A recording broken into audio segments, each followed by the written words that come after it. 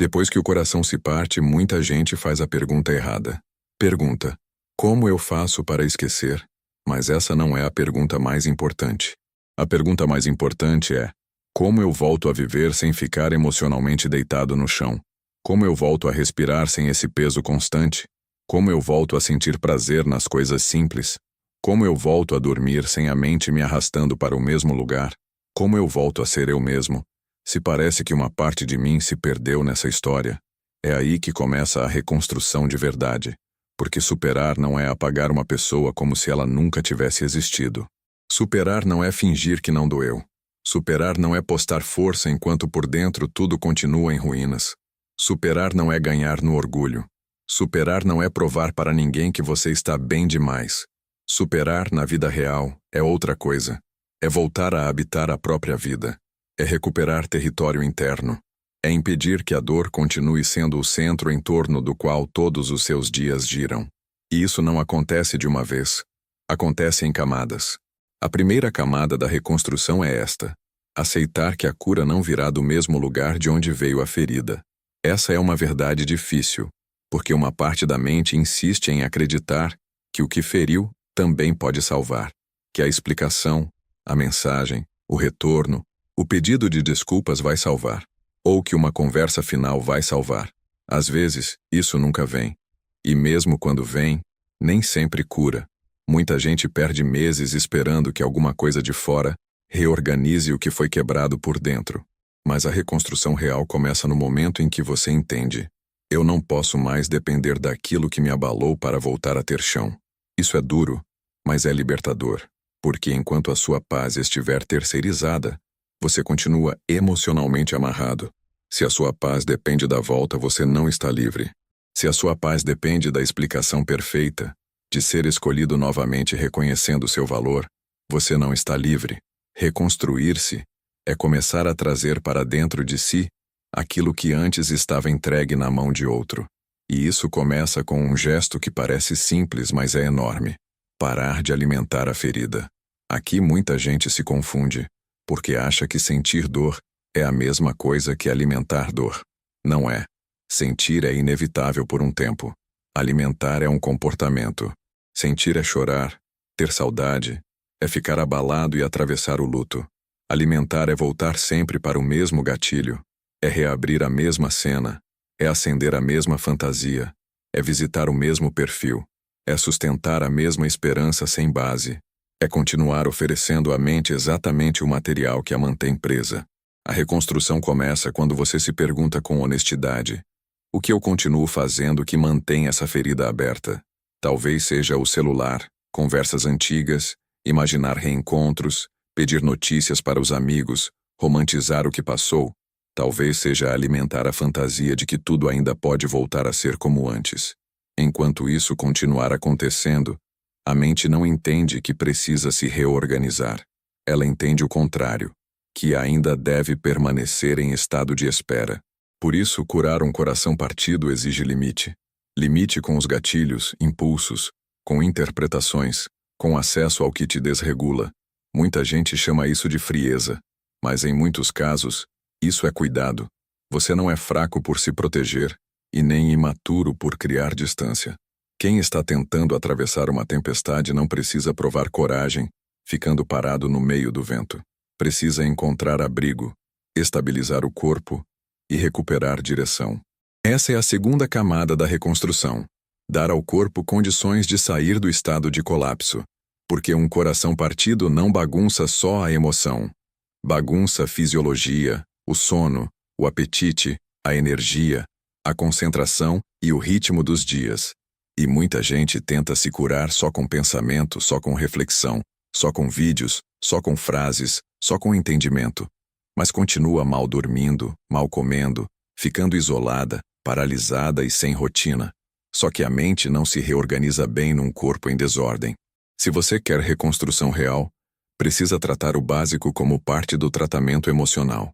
Voltar a dormir melhor, ter boas rotinas, comer com mais regularidade, tomar sol, sair para caminhar, mexer e respirar. É cura. Nada disso parece poético, mas é poderoso, porque a dor emocional adora um terreno desregulado. Ela cresce no excesso de isolamento, na falta de movimento, na ausência de rotina, no abandono de si. Quando você começa a cuidar do corpo, o que está dizendo para o cérebro é: a vida continua. Há estrutura aqui. Há organização sendo reconstruída. Há alguém cuidando de mim. Eu. E isso muda muita coisa. A terceira camada da reconstrução é uma das mais profundas. Separar o que você perdeu daquilo que você acreditou perder. Essa distinção é essencial. Talvez você tenha perdido uma pessoa. Mas será que perdeu de fato o amor para sempre?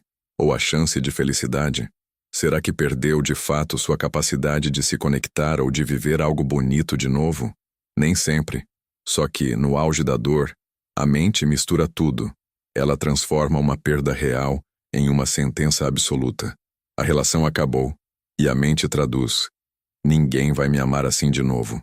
A pessoa foi embora. E a mente traduz: fui abandonado porque não sou suficiente. O vínculo se rompeu. E a mente traduz: eu nunca mais vou ser feliz. Repare como a dor não fala apenas do fato. Ela fala em exageros finais, absolutos e destinos fechados. E é por isso que uma parte essencial da cura é corrigir a linguagem interna. Não com frases motivacionais vazias, mas com honestidade. Talvez esta relação tenha terminado, mas isso não é igual a dizer que toda a sua vida terminou. Talvez essa pessoa não tenha ficado, mas isso não é igual a dizer que você não tem valor. Talvez essa história tenha te marcado profundamente, mas isso não é igual a dizer que ela definirá tudo o que virá. Você não precisa mentir para si mesmo dizendo que foi fácil. Também não precisa mentir dizendo que nada mais será possível. A reconstrução cresce no meio-termo verdadeiro. Isso doeu muito, mas não é o fim de tudo. A quarta camada é resgatar a sua identidade. Essa parte é decisiva, porque muita gente, quando ama, vai se deslocando de si sem perceber. Vai adaptando rotina, desejos, horários, o jeito de viver, até que chega um momento em que o vínculo não ocupa apenas espaço na vida. Ele organiza a vida. E quando isso se rompe, a pessoa não fica apenas sem o outro. Fica sem referência de si. É aí que surgem perguntas dolorosas. Quem sou eu agora? Como eu vivo sem essa estrutura? O que sobrou de mim? O que ainda é meu de verdade? Essas perguntas não são sinal de fraqueza. São sinal de que a identidade precisa ser reconstruída. E reconstruir identidade não é inventar uma nova personalidade da noite para o dia. É retomar partes suas que ficaram esquecidas. Talvez você precise voltar a hobbies antigos, aproximar de amizades que deixaram de existir no centro da sua vida, reorganizar a casa, o quarto, os objetos, os espaços. Talvez precise redescobrir o que você gosta sem a interferência daquela dinâmica. Talvez precise aprender a desfrutar da própria companhia, sem transformar isso em abandono. Isso leva tempo, mas é um tempo fértil, porque aos poucos a vida deixa de ser um território ocupado pela ausência e volta a ser um território habitado pela sua presença. Essa mudança é linda. No início, você sente apenas o vazio. Depois, começa a notar pequenos retornos. Uma manhã em que o peso diminui um pouco. Uma conversa em que você consegue realmente estar presente. Um momento de riso sem culpa. Uma tarde em que a mente não volta tanto. Um dia em que o nome da pessoa aparece menos. Uma noite em que o sono vem mais limpo. Nada disso parece grandioso. Mas é assim que a vida volta. Não em explosão, em reaparição. A quinta camada da reconstrução é aceitar que cura não é a ausência total de recaída. Muita gente desanima porque acha que, se ainda dói de vez em quando, então não houve progresso. Mas não é assim. Pode haver avanço real, e ainda haver gatilhos, cura em andamento, e ainda haver memórias que atravessam o peito. O problema não é sentir às vezes. O problema é transformar cada recaída num retorno definitivo ao buraco. Você pode ter um dia ruim sem destruir todo o caminho percorrido. Essa diferença é maturidade emocional. Antes a dor te puxava e você caía inteiro. Depois de um tempo de reconstrução, a dor ainda pode bater à porta, mas já não manda mais na casa inteira. Esse é um sinal real de crescimento. A sexta camada é escolher presença humana de qualidade, porque dor profunda em isolamento costuma ganhar eco. Quando a pessoa se fecha completamente, A mente vira seu único ambiente. E se a mente ainda está ferida, isso pode ser perigoso. Você precisa de gente segura, não de gente curiosa, que quer detalhes para se alimentar da sua história, que te estimula a viver de migalhas emocionais. Você precisa de presença boa, de quem escuta sem invadir, de quem acolhe sem alimentar obsessão, de quem não debocha da sua dor, mas também não te incentiva a morar nela, de quem te lembra da realidade sem te esmagar. Às vezes essa presença está em um amigo, na família, na fé.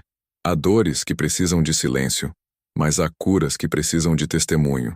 A 7ª camada, talvez a mais importante de todas, é esta: parar de esperar vontade para começar a se reconstruir. Porque depois de um coração partido, a vontade falha. Você não sente vontade de levantar, de sair, de comer bem, de se cuidar, de conversar e de se reorganizar. Se você esperar a vontade voltar para começar a agir, pode ficar preso por muito tempo. Em certas fases da vida, a ação correta vem antes da vontade.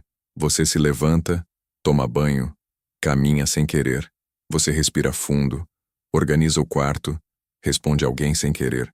Você sai da cama sem querer, e fazendo isso repetidamente, algo começa a mudar. A estrutura vem antes do sentimento, porque o coração partido faz a pessoa acreditar que só poderá agir quando estiver melhor. Mas muitas vezes, ela começa a melhorar justamente quando decide agir apesar de ainda não estar bem.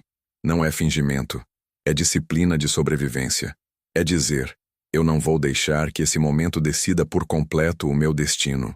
E aos poucos, essa escolha produz efeito. O cérebro percebe nova rotina. O corpo responde melhor. A mente encontra mais intervalos de paz. A identidade volta a ganhar contorno. A dor deixa de ser a única linguagem do dia. Um dia, sem perceber, você nota que passou algumas horas sem pensar na pessoa. Depois nota que conseguiu fazer algo com presença real. Depois nota que certas memórias já não atravessam como antes. Depois nota que a vida voltou a te chamar. E isso é muito importante. A vida volta a chamar. Quando a reconstrução começa a acontecer, pequenas coisas retomam voz. Um projeto, uma amizade, uma ideia, um cuidado consigo, um desejo antigo, um lugar, uma manhã mais leve, uma possibilidade. É assim que você entende que a dor não levou tudo. Levou muito, mas não levou tudo. Ainda existe você, futuro e dignidade. Ainda existe capacidade de amar. Ainda existe possibilidade de se tornar alguém ainda mais inteiro do que antes. Talvez essa seja a grande revelação do processo. Você achou que o coração partido fosse apenas uma história sobre perder alguém. Mas, em algum ponto, descobre que também é uma história sobre voltar para si. Voltar para uma vida que não precisa ser sustentada pela permanência de outra pessoa para fazer sentido. Isso não significa endurecer e se fechar.